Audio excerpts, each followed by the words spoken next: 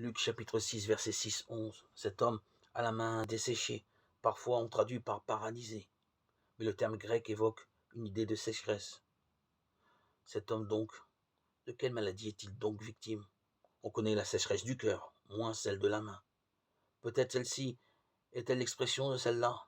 Cette maladie affecte sa main droite. Le handicap n'est pas simplement une paralysie de la main.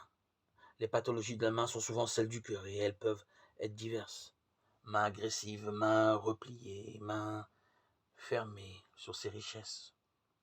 Jésus le guérit tout d'abord en lui disant « Lève-toi et tiens-toi debout ». Verset 8. L'homme est convié à se mettre debout. Le terme est celui par lequel on désigne la résurrection. Pour se mettre debout, il doit se lever et convertir sa posture. Pour guérir de la main, il faut consentir à changer d'attitude. La main desséchée est le symptôme d'un mauvais état général. La seconde parole de Jésus porte sur sa main, étend la main. Étendre la main est donc le remède pour guérir de cette sécheresse. De fait, le texte dit « Il le fit et sa main redevint normale », verset 10. Que va-t-il se passer après cette guérison? Peut-être quelqu'un va-t-il lui prendre la main, ou bien cette main ouverte est-elle de nouveau apte à recueillir la manne quotidienne?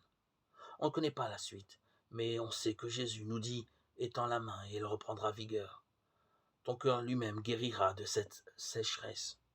En fait, le récit de guérison interfère avec le débat. Cet homme à la main desséchée, n'est-ce pas aussi ces pharisiens qui refusent que l'on tende la main au prochain un jour du Shabbat et qui justifient leur sécheresse de cœur par l'observance de la loi?